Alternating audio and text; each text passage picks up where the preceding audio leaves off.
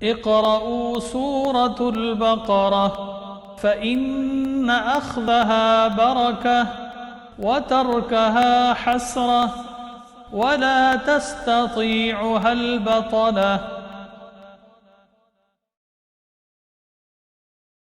نحمده ونصلي على رسوله الكريم اما بعد فاعوذ باللہ من الشیطان الرجیم بسم اللہ الرحمن الرحیم رب اشرح لي صدری ويسر لي امری واحلل عقدۃ من لسانی يفقهوا قولی ان الذين يكتمون ما انزلنا من البينات والهدى من بعد ما بيناه للناس في الكتاب اولئك يلعنهم الله ويلعنهم اللاعنون.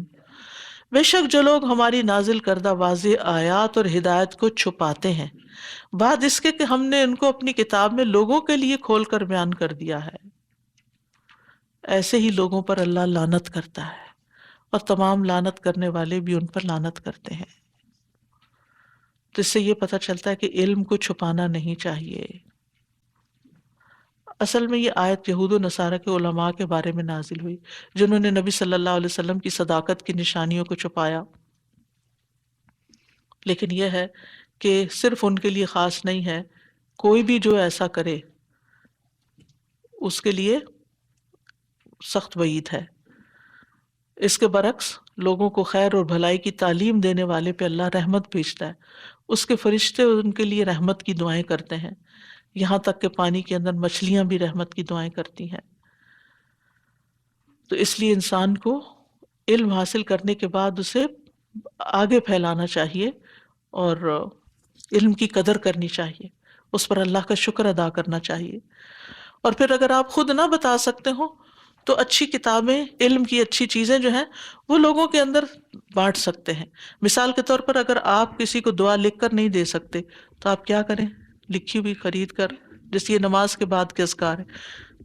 آپ کو نہیں آتے تو آپ دیکھ کر پڑھ لیں ان کو، نیکی میں اضافہ ہو جائے گا. کسی اور کو نہیں آتے اس کو بھی شریک کر لیں. بعض اوقات انسان کو اپنا پروننسیشن نہیں ٹھیک ہوتا، یہ یاد زبانی نہیں ہوتی چیز، تو لکھی ہوئی چیزیں آ کے دیتے. تو خیر اور بھلائی کو آپ جتنا بھی عام کریں گے اتنا ہی زیادہ اجر و ثواب بڑھتا چلا جائے گا. الا الذین تابوا واصلحوا وبینوا فاولئک اتوب علیہم وانا التواب الرحیم. مگر وہ لوگ جنہوں نے توبہ کی اور اصلاح کر لی اور کھول کر بیان کر دیا تو یہ لوگ ہیں جن کی میں توبہ قبول کرتا ہوں اور میں بہت توبہ قبول کرنے والا نہایت رحم والا ہوں. یعنی کہاں ایک طرف لعنت کی بات کی گئی کہ اللہ کی لعنت. اللہ کی لعنت کا مطلب کیا ہوتا ہے؟ اللہ کی رحمت سے دوری. اور سارے لعنت کرنے والے یعنی ملائکہ، فرشتے، مومنین، باقی مخلوقات، وہ بھی ایسی دعائیں کرتے ہیں. لیکن جب کوئی توبہ کر لے تو اتنا بڑا گناہ بھی معاف ہو جاتا ہے، اللہ کی رحمتیں آ جاتی ہیں. اور اس میں آپ دیکھیے کہ اتوب علیہم وانا التواب الرحیم، اس کا کیا مطلب ہے؟ دو دفعہ توبہ کا ذکر آیا. یعنی پہلی دفعہ اتوب علیہم، ان کو توبہ کی توفیق دے دی اور پھر ان کی توبہ قبول کر لی. جب انہوں نے توبہ کی تو قبول کر لی، تو اس لیے دو دفعہ توبہ کی بات آ گئی. اور اللہ سبحانہ تعالیٰ کی کا تواب ہونے کا مطلب یہ نہیں کہ وہ توبہ مانگتا ہے، وہ قبول کرتا ہے. ٹھیک ہے، تو جو لوگ توبہ کریں، اصلاح کریں، بات بتائیے کسی کو، اس کا ازالہ کریں تو پھر یہ ثواب ملتا ہے. یعنی توبہ کے ساتھ اصلاح بھی ضروری ہے.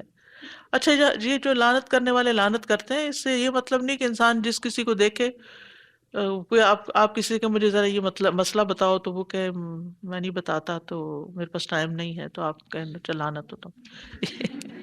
یہ نہیں کر سکتے، یہ نہیں کر سکتے، کیونکہ ہم بہت جلدی لعنتوں پہ آ جاتے ہیں. کسی کے اوپر بھی الا یہ کہ کوئی واقعی آپ کسی کی موت کے وقت حاضر تھے اور وہ دین کو گالیاں دیتے ہوئے مرا، وہ تو الگ بات ہے، ورنہ ہمیں نہیں پتا. ایون کافر کو بھی ان پرسن کسی کا نام لے کے لعنت نہیں کرنی چاہیے. ہمیں نہیں پتا کہ اس نے دل میں کیسی توبہ کر لی ہو، مرنے سے پہلے توبہ کر لی ہو، کسی کی موجودگی میں کلمہ پڑھ لیا ہو، اور آپ اس کے ماضی کو دیکھ کر اس کے اوپر یہ بھیجتی، کیونکہ جو کسی پہ لعنت کرتا ہے اگر وہ اہل نہیں ہوتا تو پلٹ کے اپنے اوپر ہی آ جاتی ہے. کسی جانور پہ لعنت نہیں کرنی چاہیے، کسی انسان پہ نہیں کرنی چاہیے، کسی چیز پر نہیں کرنی چاہیے. یہ چھوٹا لفظ نہیں ہے، اور یہ بھی نہیں کہنا چاہیے فلاں لانتی ہے، نعوذ باللہ، کسی کے بارے میں ایسا کچھ نہ کہیں. یعنی یہ لفظ بہت سوچ سمجھ کے استعمال کرنے کی ضرورت ہے. کہ اللہ کی رحمت سے جو دور ہو گیا پھر اس کے پاس باقی کیا رہا. یعنی محتاط رویہ اختیار کرنا چاہیے. ہم یہ کہہ سکتے یہ کام جو ہے یہ لعنت والا ہے، یہ اس کام کو نہیں کرنا چاہیے کیونکہ اس کے کرنے سے لعنت آتی ہے، لیکن یہ کہنا کہ فلاں یہ کر رہا ہے تو لہٰذا اس پہ یہ ہمارا کام نہیں ہے. خالدین فیہا لا یخفف عنہم العذاب ولا هم ینظرون. ہاں اس پچھلے مسئلے میں ایک اور بات سمجھا دوں. بعض اوقات ایسا ہوتا ہے کوئی آپ سے مسئلہ پوچھتا ہے، آپ ڈاؤٹ میں ہوتے ہیں تو آپ کہتے ہیں کہ پلیز آپ فلاں سے پوچھ لیں. کئی دفعہ لوگ مجھ سے کوئی بات پوچھتے ہیں تو میں کہتی ہوں یہ آپ کسی مفتی صاحب سے پوچھیں تو بہتر ہے. اب اس کا یہ مطلب نہیں کہ مجھے معلوم بھی تھا اور میں نے جان بوجھ کے حق چھپا دیا. نہیں، جب انسان یہ سمجھتا ہے کہ یہ مسئلہ ذرا گمبھیر ہے، یہ مسئلہ کسی کی زندگی سے متعلق ہے، کسی کی طلاق سے متعلق ہے، کسی کے گھر ٹوٹنے سے متعلق ہے، تو مجھے جھٹ سے کوئی بات نہیں بتا دینی چاہیے کہ ہاں ہاں طلاق ہوگی تمہاری. نہیں، جاؤ مفتی کے پاس بیٹھ کے سارے میاں بھی جائے بیوی بھی جائے، ساری سچویشن بتائے اور وہ اپنے علم کی روشنی میں ان کو کوئی فتویٰ دے. تو ان معاملات میں بھی یہ بعض اوقات یہ ہوتا ہے نا کہ ہم احکامات پڑھ لیتے ہیں اور اس کے بعد جھٹ جھٹ فتوے دینا شروع کر دیتے ہیں کہ نہیں کہیں میں نے علم چھپایا تو میری شامت آئے گی. یہ نہیں ہے اس کا مطلب. جب آپ سے بڑے علم والے موجود ہوں تو پھر ان کی طرف ریفر کر دینا چاہیے. صحابہ کرام ایسے ہی کیا کرتے تھے. اور اس کا یہ مطلب نہیں لوگوں کو بیچ اندھیرے کے چھوڑ دیں، میں نہیں بتاتی، آئی ڈونٹ نو، یہ کہہ کے نہیں چھوڑیں. انہیں کہیں کہ آپ یہ فلاں جگہ سے، آپ اسلام Q&A ویب سائٹ سے جا کے دیکھ لیں، فلاں اس سے پوچھ لیں، اس سے رابطہ کر لیں، اس سے سوال کر لیں، یہ کانٹیکٹ ہے اس میں چیک کر لیں. لیکن ایک بلنٹلی کسی کو کہہ دینا آئی ڈونٹ نو، یہ غلط بات ہے. اگر آپ کو پتا ہے یو نو سم تھنگ کہ کسی کی مدد کیسے کی جا سکتی ہے، کیونکہ بعض اگر لوگ اریٹیٹ بھی بہت کرتے ہیں نا، سوال پہ سوال پہ سوال. ایک دفعہ کریں گے آپ سے پوچھ لیں گے، پھر کسی اور سے پوچھ کے پھر واپس آپ سے کہیں گے وہ میں نے فلاں سے پوچھا تو وہ تو یہ کہہ رہا تھا تو آپ یہ کہہ رہی ہیں. تو یہ چیزیں جو ہے انسان کو بہت بعض اوقات بہت بادر کرتی ہیں کہ بھئی ایک سے پوچھو، کام کرو، ختم کرو. لیکن وہ فتویٰ شاپنگ شروع ہو جاتی ہے اور ہر دکان پہ پھرتے ہیں اور پھر آخر میں کنفیوز کسی جگہ کہیں نہیں ٹکتے جا کے. تو اس سے بھی پرہیز کرنا چاہیے اور انسان کو سنجیدگی کے ساتھ علم حاصل کرنا چاہیے اور جو پتہ ہو بال کی کھال نہیں اتارنی چاہیے، کیونکہ ہلاک المتنطعون، ہلاک ہو گئے بال کی کھال اتارنے والے کے. اور اتنی زیادہ باریکیوں میں اور سوال پہ سوال، ایسے ہی سوال کرنے سے منع کیا گیا ہے کہ جو انسان کو مشقت میں مبتلا کر دے، جو بنی اسرائیل کا رویہ تھا کہ ایک گائے ذبح کرنے کا حکم ملا اور اس کو اپنے لیے اس طرح مشکل بنا لیا. خالدین فیہا لا یخفف عنہم العذاب ولا هم ینظرون. ہمیشہ اس میں رہنے والے ہیں، نہ ان سے عذاب ہلکا کیا جائے گا، نہ ہی وہ مہلت دیے جائیں گے. یہ علم والوں کا حال ہوگا جو حق کو چھپائیں، یعنی صبر و برداشت کے باوجود ہلکا نہیں کیا جائے گا. اللہ تعالیٰ محفوظ رکھے. وَإِلَٰهُكُمْ إِلَٰهٌ وَاحِدٌ لَا إِلَٰهَ إِلَّا هُوَ الرَّحْمَٰنُ الرَّحِيمُ. تم سب کا الہ ایک ہی الہ ہے، اس کے سوا کوئی الہ برحق نہیں، وہ بہت مہربان نہایت رحم کرنے والا ہے. الہ کہتے ہیں معبود کو جس کی عبادت کی جائے، یعنی ایک اکیلے اللہ کی عبادت کی جائے گی، اسی کو یکتا مانا جائے گا، خواہ باطنی عبادت ہو یا ظاہری ہو، قولی ہو یا فعلی ہو. اللہ کے سوا کسی کی بھی عبادت نہیں، عبادت میں کوئی اس کا شریک نہیں. وَقَضَىٰ رَبُّكَ أَلَّا تَعْبُدُوا إِلَّا إِيَّاهُ. تمہارے رب نے فیصلہ کر دیا کہ اس کے سوا کسی کی عبادت نہ کرو. اور اس کو توحید الوہیت کہتے ہیں. کبھی آپ پڑھیں گے کہیں تو توحید الوہیت کا مطلب ہے اللہ کو ایک الہ ماننا، لا الہ الا اللہ. اور یہ توحید کی سب سے اہم قسم ہے. پھر توحید اسماء و صفات ہوتی ہے، توحید ربوبیت ہوتی ہے. اور یہ عبادت جو ہے صرف ایک اللہ کی، یہ ہماری تخلیق کا مقصد ہے. وما خلقت الجن والانس الا لیعبدون. سارے انبیاء اس کے لیے بھیجے گئے. اور جو اللہ کے علاوہ کسی اور کی عبادت کرے گا اور کسی اور کو معبود بنائے گا تو وہ سخت عذاب میں ڈالا جائے گا. الذی جعل مع اللہ الہا آخر فالقیاہ فی العذاب الشدید. جس نے اللہ کے ساتھ دوسرا معبود بنا لیا سو دونوں اسے بہت سخت، تو اسے دو بہت سخت عذاب میں ڈال دو، دونوں دونوں فرشتے۔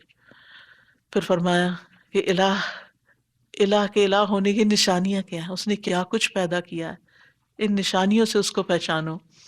ان فی خلق السماوات والارض واختلاف اللیل والنہار والفلک التي تجری فی البحر بما ينفع الناس وما انزل اللہ من السماء من ماء فاحیا به الارض بعد موتها وبث فيها من كل دابة وتصریف الریاح والسحاب المسخر بین السماء والارض لآیات لقوم یعقلون۔ بے شک آسمانوں اور زمین کی پیدائش میں اور رات اور دن کے ایک دوسرے کے پیچھے آنے جانے میں اور ان کشتیوں میں جو سمندر میں ان چیزوں کو لے کے چلتی ہیں جو لوگوں کو نفع دیتی ہیں، اور اس پانی میں جس کو اللہ نے آسمان سے اتارا، پھر اس سے زمین کو اس کی موت کے بعد زندہ کیا، اور اس میں ہر قسم کے جاندار پھیلا دیے، اور ہواؤں کی گردش میں اور بادلوں میں جو آسمان اور زمین کے درمیان مسخر ہے۔ البتہ بہت سی نشانیاں ان لوگوں کے لیے جو عقل رکھتے ہیں۔ تو اللہ نے ہمیں عقل اس لیے دی ہے کہ ہم ان نشانیوں میں غور و فکر کریں۔ تو یہ اللہ کی توحید کے دلائل ہیں، اور ان چیزوں کو مشرکین بھی مانتے تھے کہ یہ سب کچھ اللہ نے پیدا کیا ہے۔ تو یہ آیت ایک بڑی جامع آیت ہے، کائنات کی تخلیق اور اس کے نظم و تدبیر سے متعلق 8 امور کا ذکر اس میں کیا گیا ہے، اور یہ ساری چیزیں قابل توجہ ہیں۔ انسان جب ان کو روز دیکھتا ہے نا تو پھر معمولی سمجھتا ہے۔ ان فی خلق السماوات، آسمان 7 ہیں، ان سب کو اللہ نے بنایا، کسی ایک میں بھی کسی اور کی کوئی شراکت نہیں۔ اسی طرح زمینیں بھی، اسی طرح رات اور دن بدل جاتے ہیں، رات آتی دن چلا جاتا، دن آتا ہے رات چلی جاتی، سبحان اللہ۔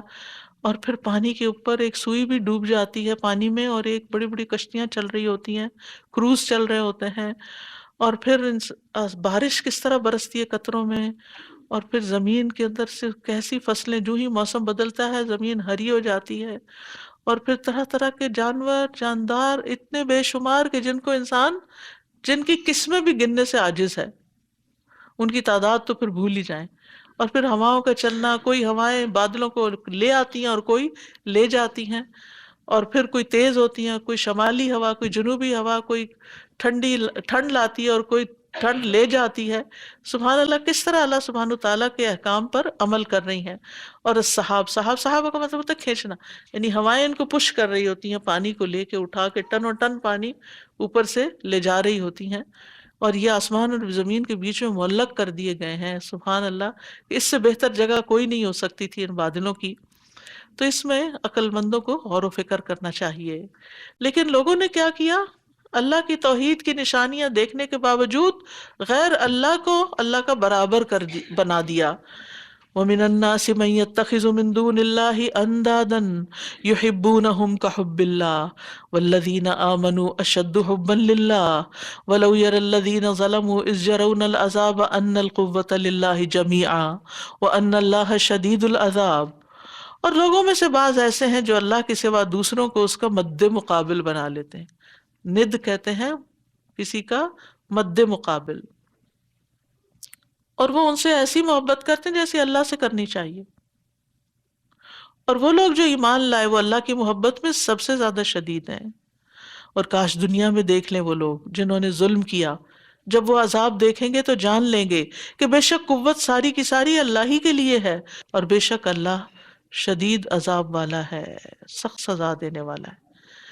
تو یہاں کیا بتایا جا رہا ہے کہ لوگوں میں سے کچھ ایسے نہیں، سب لوگ ایسے نہیں ہیں کہ جو مخلوق کو خالق کے برابر قرار دے دیتے ہیں۔ اور کس طرح عبادت میں، محبت میں، تعظیم میں، اطاعت میں۔ اقرأوا سورة البقرة فإن أخذها بركة وتركها حسرة ولا تستطيعها البطلة۔ اقرأوا سورة البقرة فإن أخذها بركة وتركها حسرة ولا تستطيعها البطلة۔ لیس کمثلہ شیء، کوئی اللہ جیسا ہی نہیں، کوئی اللہ کے برابر نہیں، کوئی اس کے مشابہ نہیں، کوئی ہم اس کے ہم مثل نہیں. اور جو شخص اس حال میں مر جائے کہ اللہ کے سوا اوروں کو اس کا شریک ٹھہراتا رہا ہو تو آگ میں داخل ہوگا. تو ایمان والے جو ہوتے ہیں وہ اللہ کی محبت میں سب سے زیادہ شدید ہوتے ہیں، اس سے بھی زیادہ شدید جس طرح لوگ بتوں سے محبت رکھنے والے اپنے بتوں کی محبت میں شدید ہوتے ہیں. تو ایمان والے ان سے بڑھ کر، اشد کا مطلب سب سے زیادہ سخت ہوتے ہیں محبت میں. اور یاد رکھیے جس کو اللہ سے محبت ہو نا، وہ اس پہ اللہ کا رنگ چڑھ جاتا ہے. صبغت اللہ جو کل ہم نے پڑھا تھا، یعنی دین اس کے لیے کوئی آرٹیفیشل چیز نہیں ہوتا کہ وہ مسجد جاتے ہوئے دیندار بن جاتا ہے. نہیں، وہ ہر جگہ دین اس کی فطرت میں شامل ہو جاتا ہے. دین اس کی عادتوں میں، اس کی گفتگو میں، اس کے رنگ ڈھنگ میں، اس کی شادی بیاہ، اس کے کھانے پینے، اس ہر چیز کے اندر آ جاتا ہے. وہ کمپارٹمنٹس میں نہیں ہوتا، کیونکہ رنگ جب چڑھتا ہے تو وہ کیا ہوتا ہے، وہ پوری طرح ہی چڑھ جاتا ہے. تو جب اللہ کی محبت دل میں آتی ہے تو انسان کے بدن پہ ظاہر ہوتی ہے. وہ اللہ کی اطاعت میں بہت محنت کرتا ہے، اس کے دین کی خدمت کے لیے چاق و چوبند رہتا ہے، وہ اللہ کی رضا حاصل کرنے کا حریص ہو جاتا ہے، اللہ سے سرگوشیاں کرنے میں اس کو لذت حاصل ہوتی ہے، وہ اللہ کے فیصلوں پہ راضی ہوتا ہے، اسے اللہ کی ملاقات کا شوق لگ جاتا ہے. رب ارینی انظر الی. وہ لوگوں سے دور بھاگتا ہے. اس کا مطلب نہیں کہ انسان بیزار ہوتا ہے، یعنی اس کو فضول گپ شپ میں کوئی دلچسپی نہیں ہوتی. وہ اکیلا بیٹھ کر غور و فکر کرتا ہے، دنیا اس کے دل سے نکل جاتی ہے، اور دل میں ہر اس شخص کی محبت آ جاتی ہے جو اللہ سے محبت کرتا ہے. یہ بھی اللہ سے محبت کی علامت ہوتی ہے کہ جو لوگ اللہ سے محبت کرتے ہیں وہ ان سے محبت کرتا ہے اللہ ہی کی خاطر، وہ اللہ کو غیر اللہ پہ ترجیح دیتا ہے. یہ علامات ہوتی ہیں. اب ان کی اس لیے بیان کی ہے میں نے تاکہ ان کی روشنی میں ہم اپنا جائزہ لیں کہ کیا ہمارے اندر واقعی اللہ کی محبت ہے اور یہ ایمان کی حلاوت نصیب ہو گئی. کیونکہ اگر یہ نہیں تو پھر سورۃ التوبہ کی آیت بہت سخت ہے کہ اگر تمہارے باپ اور بیٹے اور بھائی اور بیویاں اور خاندان اور مال جو تم نے کمائے، تجارت جس کے مندہ پڑنے سے تم ڈرتے ہو، رہنے کے مکان جنہیں تم پسند کرتے ہو، تمہیں اللہ اور اس کے رسول اور اس کی راہ میں جہاد کرنے سے زیادہ محبوب ہیں، تو انتظار کرو یہاں تک کہ اللہ اپنا حکم لے آئے، اور اللہ نافرمان لوگوں کو ہدایت نہیں دیتا. تو ہم سب کو بھی اپنے دلوں کا جائزہ لیتے رہنا چاہیے. اذ تبرأ الذین اتبعوا من الذین اتبعوا ورأوا العذاب وتقطعت بهم الاسباب. جب بیزار ہو جائیں گے وہ لوگ جن کی پیروی کی گئی ان لوگوں سے جنہوں نے پیروی کی تھی، اور وہ عذاب دیکھ لیں گے اور ان کے تعلقات منقطع ہو جائیں گے. یعنی مشرکین کے معبود جو ہیں ان کی اپنے فالوور سے برات ہوگی، بیزاری ہوگی. یعنی جنہیں دنیا میں اللہ کے سوا پوجا گیا، قیامت کے دن جب عذاب سامنے آئے گا تو وہ اپنے پرستاروں سے، پرستش کرنے والوں سے اظہار بیزاری کریں گے. تو یاد رکھیے اس دن سارے رشتے کٹ جائیں گے. تقطعت بہم الاسباب. تو یہ معبود چاہے وہ عبادت پہ راضی ہوں یا نہ ہوں، اس سے کوئی فرق نہیں پڑتا. یعنی دنیا میں کچھ لوگ تو باقاعدہ پرستش کرواتے ہیں، اپنے لیے سجدے کرواتے ہیں، اپنے آگے لوگوں کو بچھاتے ہیں، اس طرح کی چیزیں ہیں. مسلمانوں کے اندر افسوس کے ساتھ کہنا پڑتا ہے کہ بعض انہوں نے بزرگوں کو اتنا بڑا درجہ دے رکھا ہے کہ ان سے جب ملاقات کے لیے جاتے ہیں تو ان کے پاؤں چومتے ہیں، ان کے آگے باقاعدہ جھکتے ہیں. ان چیزوں سے بچنا چاہیے. تو کچھ تو راضی ہوتے ہیں اپنی ایسی چاکری کروانے پہ، اور کچھ جو ہوتے ہیں وہ راضی نہیں ہوتے، جیسے عیسیٰ علیہ السلام تھے، یا اسی طرح باقی چیزیں جو ہیں، جو سورج چاند ستارے، کیونکہ لوگوں نے تو بے پناہ الہ بنا رکھی.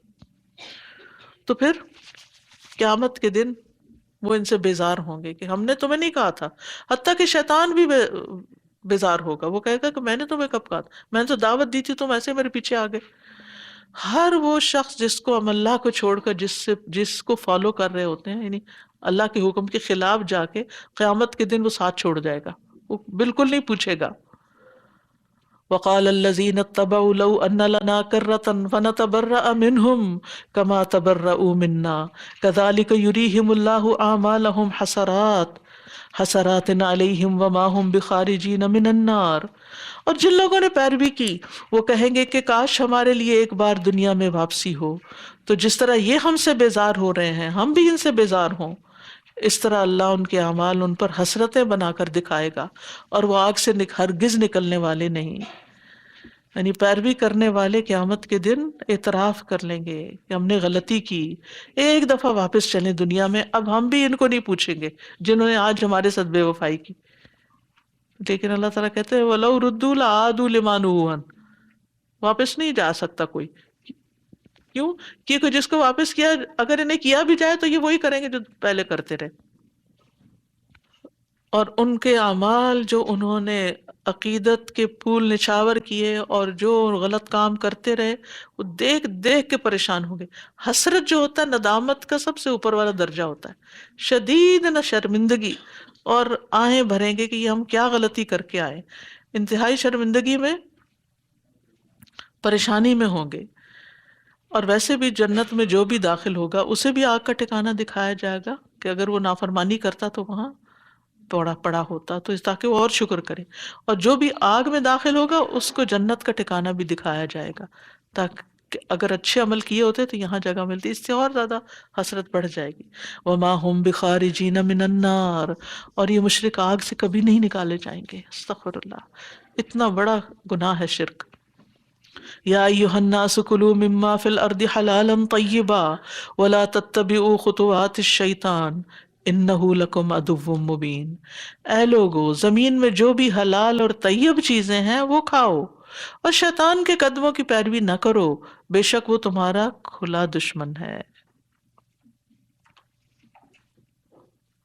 مشرکین جو تھے وہ انداد کی، یعنی شریکوں کی تعظیم اور تکریم میں اتنی زیادتی کرتے کہ ان کی عبادت اور دعا میں انہی کو پکارتے، ان کے نام پر جانور ذبح کرتے تھے، بحیرہ اور صائبہ اور وسیلہ اور حام وغیرہ.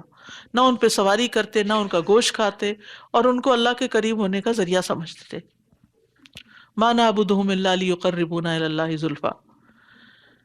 اور اللہ کی حرام کردہ چیزوں کو انہوں نے اپنے لیے حلال کر رکھا تھا، اور حلال کو بتوں کے نام پہ ذبح کر کے حرام کر دیتے تھے. تو اس لیے یہاں پر یہ کہا گیا کہ حلال بھی ہوں اور طیب بھی ہوں، یعنی باقاعدہ ذبح کیا گیا ہو اور اس کو یعنی مویشیوں میں سے ہو، اور پھر طیب بھی ہو کہ وہ کھانا کھاؤ جو بدن اور عقل کو نقصان نہ دے، تمہارے جسم کو نقصان نہ دے، وہ طیب ہے. یعنی بعض چیزیں بذات خود ٹھیک ہوتی ہیں لیکن آپ کو سوٹ نہیں کرتی ہیں، آپ کو ان سے الرجی ہوتی ہے، تو ان کو کھانے سے بچو. تو یہاں کھانے کے بارے میں باقاعدہ تعلیم دی جا رہی ہے، اور اس میں یہ ہے کہ حرام جو ہے وہ بالذات بھی ہوتا ہے، یعنی حسی بھی ہوتا ہے اور معنوی بھی ہوتا ہے. حسی کیا ہے؟ حرام حسی جیسے خون ہے، مردار کا گوشت ہے، خنزیر وغیرہ ہے. اور معنوی کیا ہے؟ جس پر اللہ کے علاوہ کسی اور کا نام لیا گیا ہو یا حرام کمائی میں سے ہو، کیونکہ حرام کھانا دعاؤں کی قبولیت میں رکاوٹ بنتا ہے. ولا تتبعوا خطوات الشیطان، اور شیطان کے قدموں کی پیروی نہ کرو، یعنی نافرمانی کے کام نہ کرو، کیونکہ وہ تمہارا کھلا دشمن ہے. یعنی نہ صرف یہ کہ کھانے پینے کے معاملے میں بلکہ زندگی کے دیگر معاملات میں بھی شیطان کی بات نہ مانو، کیونکہ شیطان جو ہے اس نے بندوں کے دماغوں میں یہ باتیں ڈالی، وسوسے ڈالے، اور حلال کو حرام کروا دیا اور حرام کو حلال کرا دیا. اور اسی طرح شیطان کھانے میں کب شریک ہو جاتا ہے؟ جب بسم اللہ نہیں پڑھی جاتی اور بائیں ہاتھ سے کھایا جاتا ہے. انما یأمرکم بالسوء والفحشاء وان تقولوا علی اللہ ما لا تعلمون. یقیناً وہ تمہیں برائی اور بے حیائی کا حکم دیتا ہے، اور یہ کہ تم اللہ کے بارے میں ایسی بات کہو جو تم نہیں جانتے. برائی میں ہر طرح کی برائیاں، چھوٹی بڑی نافرمانیاں سب شامل ہیں، اور فحشاء میں بڑی برائیاں، کھلی برائیاں، خاص طور پر زنا، اس کے لیے فحشاء کا لفظ آتا ہے. یعنی ایسے گناہ کہ فواحش ایسے گناہ ہوتے ہیں جن کی برائی اور قباحت کی وجہ سے ان کو سخت قبیح سمجھا جاتا ہے. جیسے عمل قوم لوط ہے یا زنا ہے وغیرہ وغیرہ، اللہ نے ان کو حرام قرار دیا ہے۔ کل انما حرم ربی الفواحش ما ظہر منہا وما بطن، کہہ دیجئے میرے رب نے تو بے حیائیوں کو حرام کیا ہے، جو ان میں سے ظاہر ہیں اور جو چھپی ہوئی ہیں، یعنی سامنے کرنا بھی برا ہے اور چھپ کے کرنا۔ کچھ لوگ کہتے ہیں ہم چھپ کے تو نہیں کر رہے، ہم تو سب کے سامنے کر رہے، تو سب کے سامنے کرنے سے بھی حرام حلال نہیں ہو جاتا۔ اور پھر اسی طرح یہ ہے کہ مومن جو ہے فحش گو بھی نہیں ہوتا، زبان سے بھی بے حیائی کے کلمات نہیں نکالتا، نہ تانے دیتا ہے۔ حدیث میں آتا ہے نبی صلی اللہ علیہ وسلم نے فرمایا کہ مومن نہ تانے دینے والا ہوتا ہے، نہ لانتے کرنے والا ہوتا ہے، نہ فحش کلامی کرنے والا، نہ گالی گلوچ کرنے والا۔ وَإِذَا قِيلَ لَهُمُ اتَّبِعُوا مَا أَنزَلَ اللَّهُ قَالُوا بَلْ نَتَّبِعُ مَا أَلْفَيْنَا عَلَيْهِ آبَاءَنَا وَلَوْ كَانَ آبَاؤُهُمْ لَا يَعْقِلُونَ شَيْئًا وَلَا يَهْتَدُونَ۔ اور جب ان سے کہا جاتا ہے کہ اس کی پیروی کرو جو اللہ نے نازل کیا قرآن و سنت میں سے، تو قرآن مجید دوسری جگہ پر آتا ہے وَأَنزَلَ اللَّهُ عَلَيْكَ الْكِتَابَ وَالْحِكْمَةَ، اللہ نے تم پر کتاب اور حکمت نازل کی، تو قرآن و سنت کی پیروی کرو۔ قَالُوا بَلْ نَتَّبِعُ مَا أَلْفَيْنَا عَلَيْهِ آبَاءَنَا، کہتے ہیں ہم تو اس کی پیروی کریں گے جس پر ہم نے اپنے باپ دادا کو پایا۔ کیا اگرچہ ان کے باپ دادا کچھ بھی عقل نہ رکھتے ہوں اور نہ ہدایت یافتہ ہوں، پھر بھی انہی کی پیروی کریں گے؟ یہاں اندھا دھن باپ دادا کی پیروی کرنا منع ہے۔ اگر وہ باپ دادا دین پر تھے تو پھر ان کے طریقے پہ چلنے میں کوئی برائی نہیں، جیسے کس نے کہا تھا؟ یوسف علیہ السلام نے، کہ میں نے اپنے باپ دادا کا طریقہ اختیار کیا ہے۔ تو یہ نہیں کہ اللہ تعالیٰ کو باپ دادا کا بیر رکھتا ہے اور ان کو پسند نہیں کرتا۔ اصل بات یہ ہے کہ اگر باپ دادا کا طریقہ، خاندانی رسم و رواج دین سے ٹکراتے ہوں تو پھر خاندانی طریقے چھوڑنے ہوں گے۔ لیکن اب بات یہ ہے کہ ہمیں خاندانوں سے اتنی محبت ہوتی ہے کہ ہم اللہ کی محبت، اللہ کی کتاب اور اللہ کے حکم پر ان کو ترجیح دیتے ہیں، ان کو آگے لے آتے ہیں۔ یاد رکھیے اللہ اور اس کے رسول کے آگے کسی کی بات نہیں چلنی چاہیے، کسی اور کی بات کو امپورٹنس نہیں دینی چاہیے، اور وحی کے مقابلے میں کسی بزرگ کا قول نہیں لینا چاہیے۔ ایک طرف قرآن کی آیت اور دوسری طرف فرمایا بزرگ نے فرمایا، نہیں، ٹھیک ہے بزرگ کی اچھی بات لیں، لیکن اگر قرآن سے ٹکراتی ہے، سنت سے ٹکراتی ہے تو پھر نہیں لیں۔ اقرأوا سورة البقرة فإن أخذها بركة وتركها حسرة ولا تستطيعها البطلة۔ اقرأوا سورة البقرة فإن أخذها بركة وتركها حسرة ولا تستطيعها البطلة۔ وَمَثَلُ الَّذِينَ كَفَرُوا كَمَثَلِ الَّذِي يَنْعِقُ بِمَا لَا يَسْمَعُ إِلَّا دُعَاءً وَنِدَاءً صُمٌّ بُكْمٌ عُمْيٌ فَهُمْ لَا يَعْقِلُونَ۔ اور ان لوگوں کی مثال جنہوں نے کفر کیا اس شخص کی مثال کی طرح ہے جو اس کو آواز دے جو پکار اور آواز کے سوا کچھ نہ سنتا ہو۔ وہ بہرے ہیں، گنگے ہیں، اندھے ہیں، پس وہ عقل سے کام نہیں لیتے۔ یہاں کافروں کی مثال دی گئی جنہوں نے اندھا دھند اپنے آباء و اجداد کی تقلید کو وتیرہ بنا رکھا ہے، کہ ان کی مثال ایسے ہے جیسے جانوروں کی طرح ہے جن کو چرواہا بلاتا اور پکارتا ہے۔ وہ آواز تو سنتے ہیں لیکن یہ نہیں سمجھتے یہ کیوں بلا رہا ہے، کچھ چارہ دینے کے لیے بلا رہا ہے یا ذبح کرنے کے لیے بلا رہا ہے۔ تو وہ آ جاتے ہیں، آپ مرغیاں کبھی پال ہیں تو آ کر کے بلائے تو وہ آ جاتی ہیں، اور آپ نے کیا کرنا ہوتا ہے، پکڑ کے ان کو ذبح کرنا ہوتا ہے، لیکن انہیں نہیں پتا۔ تو یہ جو اندھا دھند باپ دادا کی پیروی کر رہے ہیں نا، یہ بھی ایسے ہی ہیں کہ انہیں نہیں پتا کہ باپ دادا کی طریقے ٹھیک بھی ہیں کہ غلط ہیں، وہ جنت کی طرف لے جا رہے ہیں یا جہنم کی طرف لے جا رہے ہیں۔ اور پھر ان کو گنگے اندھے سے تعبیر کیا گیا کہ حق نہ ان کی زبان سے نکلتا ہے نہ یہ حق بات سنتے ہیں، کوئی سمجھانے کی کوشش کرے اس کے پیچھے لگ جاتے ہیں۔ پھر فرمایا یا ایھا الذین آمنوا کلوا من طیبات ما رزقناکم واشکروا للہ ان کنتم ایاہ تعبدون۔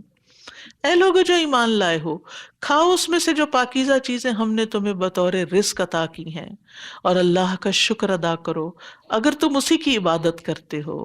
سبحان اللہ، ایک ہی آیت میں کتنی ساری باتیں بتا دی گئی۔ سب سے پہلی بات یہ کہ پھر یا ایھا الذین آمنوا کہہ کے پکارا جا رہا ہے۔ ابن مسعود کہتے ہیں کہ جب یا ایھا الذین کی ندا آ جائے تو پھر کان دھرو.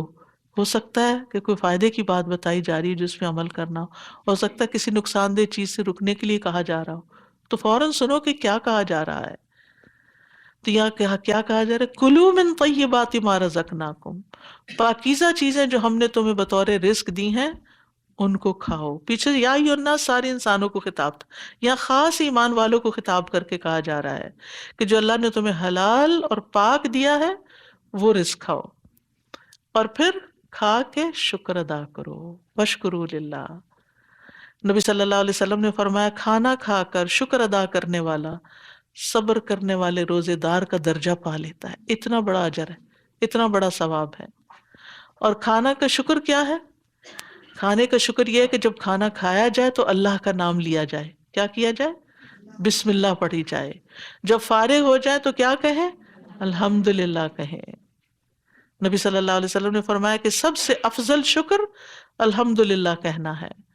آپ نے فرمایا بے شک اللہ اس بندے سے راضی ہو جاتا ہے جو ایک لقمہ بھی کھائے تو اس پر اللہ کا شکر ادا کرے. ایک گھونٹ پانی پیا آپ نے تو الحمدللہ کہنے میں کیا مشکل ہے، لیکن اللہ کی رضا حاصل ہو جائے گی.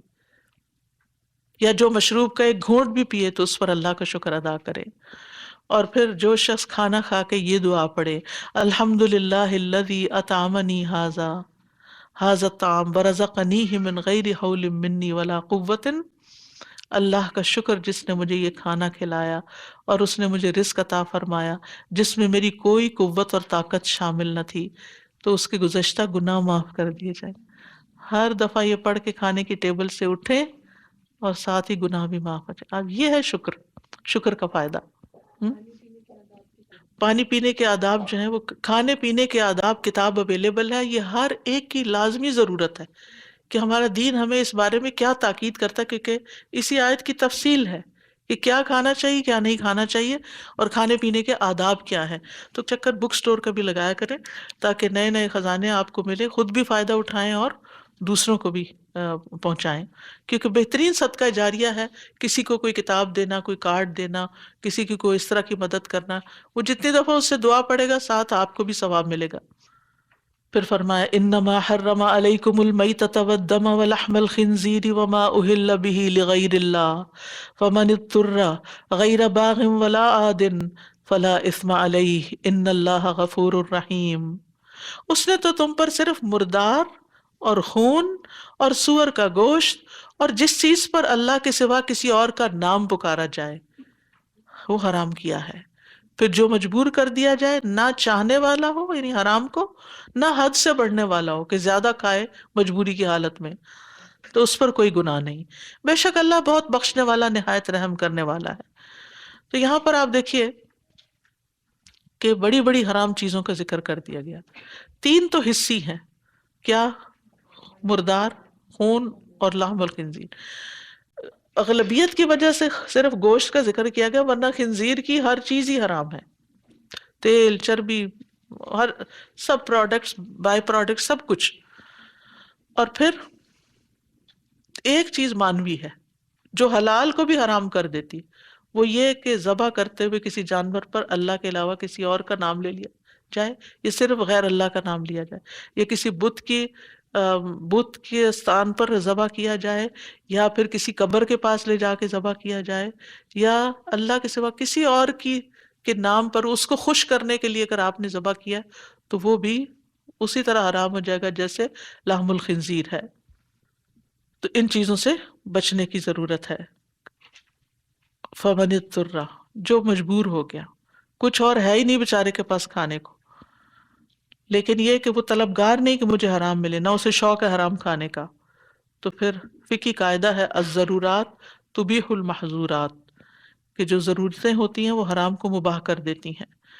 تو ایسی صورت میں ان اللہ غفور الرحیم، اللہ کو پتہ ہے کہ یہ بھوک سے مر رہا ہے تو اسے جان بچانی لازم ہے. ان الذين يكتمون ما انزل الله من الكتاب ويشترون به ثمنا قليلا اولئك ما ياكلون في بطونهم الا النار ولا يكلمهم الله يوم القيامه ولا يزكيهم ولهم عذاب اليم. بے شک جو لوگ اس چیز کو چھپاتے ہیں جو اللہ نے کتاب میں نازل کی ہے اور اس کے بدلے تھوڑی سی قیمت حاصل کر لیتے ہیں، یہ لوگ اپنے پیٹوں میں آگ کے سوا کچھ نہیں بھر رہے۔ ایسے لوگوں سے اللہ قیامت کے دن کلام نہ کرے گا اور نہ ان کو گناہوں سے پاک کرے گا، اور ان کے لیے دردناک عذاب ہے۔ تو اس سے کیا پتہ چلتا ہے کہ اللہ نے جو کتاب میں اتارا ہے، اور کتاب سے ساری کتابیں مراد ہیں، ان کو چھپانا نہیں چاہیے، اس کی تعلیم لوگوں کو دینی چاہیے، اور تعلیم دینے کے بدلے ان سے معاوضہ طلب نہیں کرنا چاہیے، کہ شرطیں نہیں لگانی چاہیے اتنے پیسے آپ دیں گے تو میں یہ پڑھاؤں گا ورنہ نہیں۔ جس طرح آج کل بعض اوقات یہ دیکھا جاتا ہے کہ لوگ باقاعدہ معاوضہ طے کرتے ہیں کہ مجھے اتنے ڈالرز چاہیے پر آور، تب آپ کے بچے کو قرآن پڑھاؤں گا۔ یہ غلط ہے۔ ہاں، ایک شخص اپنا وقت دیتا ہے، اس کے بدلے آپ اس کو اپنی حیثیت کے مطابق جو بھی دیتے ہیں وہ الگ بات ہے، لیکن وَيَشْتَرُونَ بِهِ ثَمَنًا قَلِيلًا، اور پھر خاص طور پر کتاب کے اندر سے فتوے لوگوں کی مرضی کے دے کے ان کو خوش کر کے ان سے نذرانے وصول کرنا، تو یہ پیٹوں میں آگ بھرنا ہے۔ یعنی ایک تو وہ نا لحم الخنزیر اور وہ چیزیں حرام ہیں، دوسری طرف یہ بھی حرام ہے۔ ایسے لوگوں سے قیامت کے دن اللہ بات بھی نہیں کرے گا، ان کو پاک نہیں کرے گا، کیونکہ دنیا میں انہوں نے اپنا تزکیہ نہیں کیا، تو اللہ قیامت کے دن ان کا تزکیہ نہیں کرے گا، اور ان کے لیے دردناک عذاب ہے۔ تو یاد رکھیے کہ علم کی بات چھپانا ہلاکت ہے۔ جو کسی چیز کا علم رکھتا ہو اسے چاہیے کہ دوسروں کو سکھائے۔ حسن بصری کہتے ہیں علم کو چھپانے سے بچو، کیونکہ یہ تباہی کا باعث ہے۔